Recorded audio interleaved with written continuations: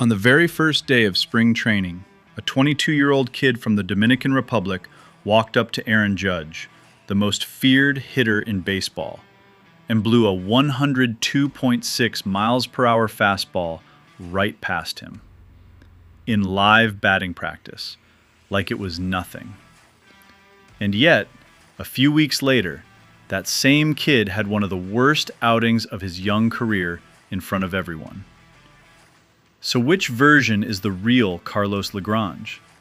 And what does this outing actually mean for the New York Yankees 2026 season? Stick around, because this story is far more fascinating than one ugly spring afternoon in Arizona. Hello, Yankees universe! Welcome to NYY News Today, your go-to spot for the latest New York Yankees updates. I'm fired up today, and if you've been watching spring training closely this year, you already know why.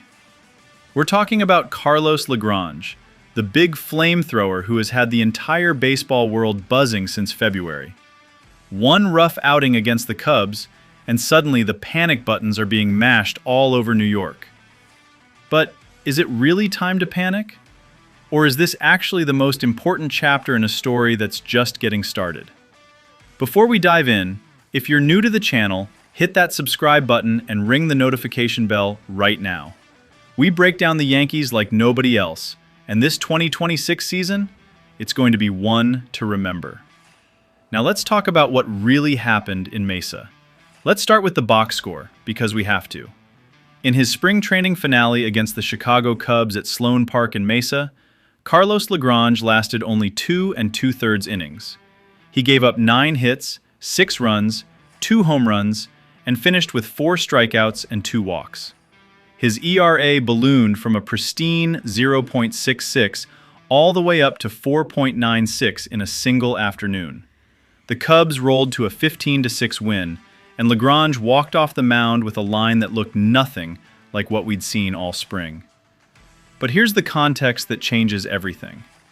Coming into this game, Lagrange had been almost untouchable. Across his previous 4 spring outings, he'd posted a 0.66 ERA in 13 2/3 innings, 5th most on the entire team, with 13 strikeouts, a 0.73 WIP, and a 1-0 record, with a save and a hold.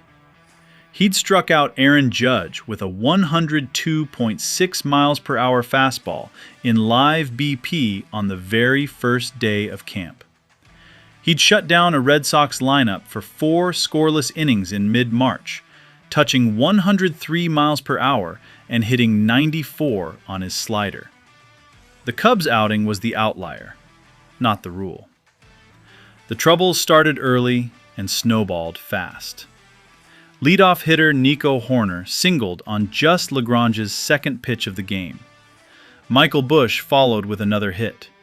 And then catcher Carson Kelly, a veteran big leaguer, fouled off a 100.5 miles per hour heater and blooped it in front of Aaron Judge in right field for an RBI single. 100 miles per hour, fought off, and dropped in. That, Yankees universe, is the moment where Lagrange learned the lesson that every young spring sensation eventually learns. At the end of spring training, big league hitters are sharp. Their timing is dialed in, and good stuff alone is not enough. To his credit, Lagrange didn't completely disappear. He struck out the side in the second inning using sweepers at 79.6 miles per hour, breaking balls at 86.7, and fastballs touching 101.3. He got genuine swing-and-miss results. The stuff never left. The control and execution did. Here is the insight that almost nobody is talking about, and I think it's the most important part of this whole story. Carlos Lagrange went to the mound on Monday already knowing he was going to the minors. The roster decision had already been made. Aaron Boone had already announced the demotion. This was not an audition. This was a send-off. A 22-year-old kid pitching in the final spring training game of the season against a major league lineup, with nothing to gain on paper. And he still went out and touched 101 miles per hour. He still struck out the side in the second inning. Think about that.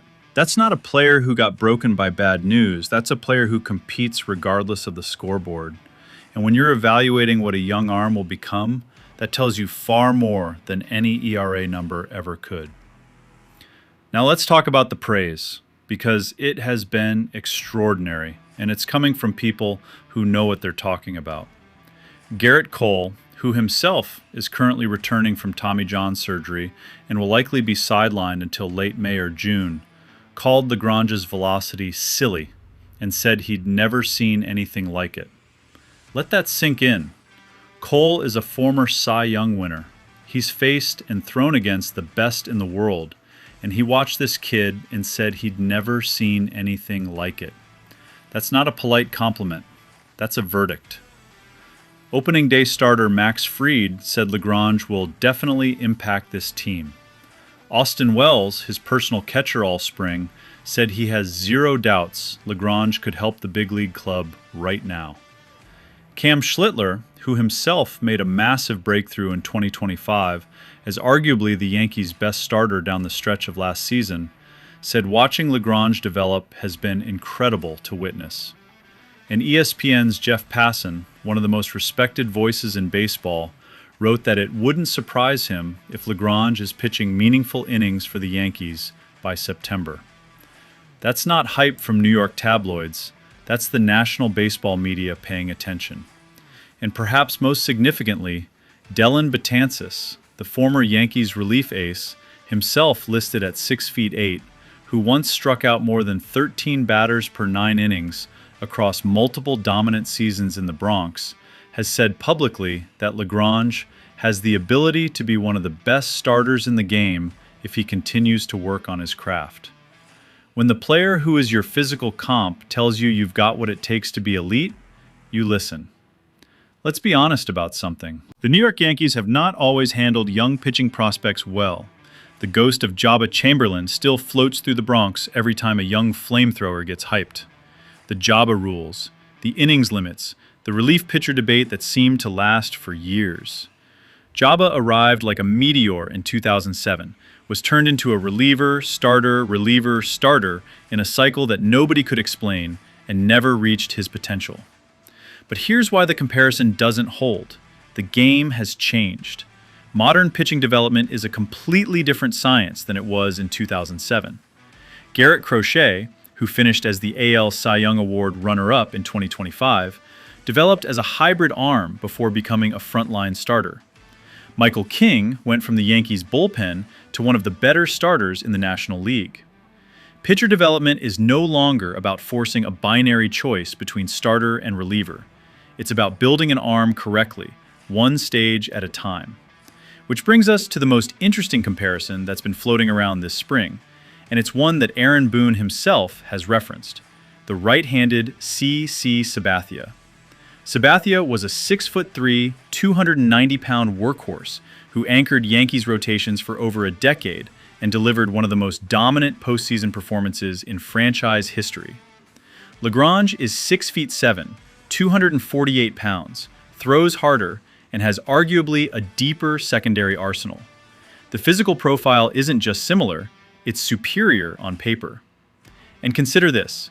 Lagrange is already ranked the number 79 overall prospect in baseball by MLB Pipeline, number 61 by Baseball Prospectus, and number 73 by Fangraphs. And those rankings were set before the best spring training performances that supercharged his stock even further. He signed for $10,000 as a gangly 18-year-old from Bayaguana in the Dominican Republic. He walked 63 batters in his first 95 professional innings. He missed time with a back injury. He walked 15 in just 8 2/3 innings in the 2024 Arizona Fall League. The road has been brutal. But in 2025, he put it all together. An 11-8 record, 3.53 ERA across 24 games between High A Hudson Valley and AA Somerset, leading all Yankees minor leaguers in opponent batting average at .191 and 168 strikeouts in 120 innings at AA alone. He was the Eastern League Pitcher of the Month for July 2025. He now enters 2026 with 301 career strikeouts in just 215 and 2/3 professional innings. The development arc is not only real, it's accelerating. And now he heads to AAA Scranton Wilkes-Barre as the winner of the 2026 James P. Dawson Award, given annually to the most outstanding Yankees rookie in spring training. His reward for a spring ERA of 0.66 and national attention from every corner of the sport? A bus ticket to Scranton. But here's the thing, that's exactly the right call. Here's the perspective that I haven't heard enough people talk about, and I think it's the most compelling angle of this entire story. The 2026 Yankees are going to need Carlos Lagrange, and they're going to need him specifically because of the injury landscape at the top of their rotation. Garrett Cole is recovering from Tommy John surgery and is not expected to return until late May or early June at the earliest.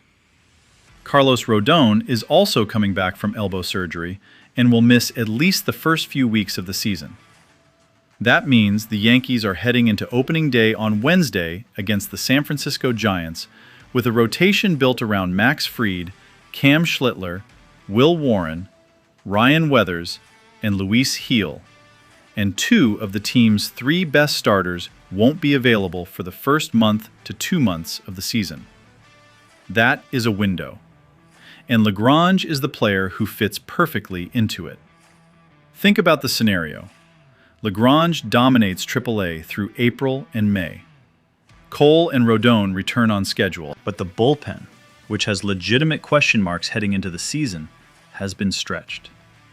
Boone needs a dominant arm who can come in and change a game in the 7th or 8th inning. Or perhaps a starter goes down with an injury. Whatever the trigger is, the door will open. And when it does, Lagrange won't just be the next guy up. He'll be the most exciting call-up in Yankees baseball since at least Derek Jeter walked into Yankee Stadium as a 21-year-old in 1996.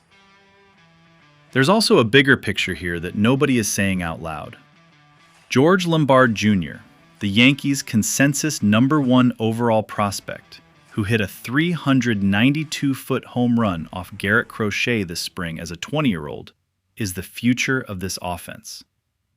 And if Lagrange lives up to his potential in the rotation, you're looking at a Yankees dynasty that doesn't need to spend $250 million every offseason to compete.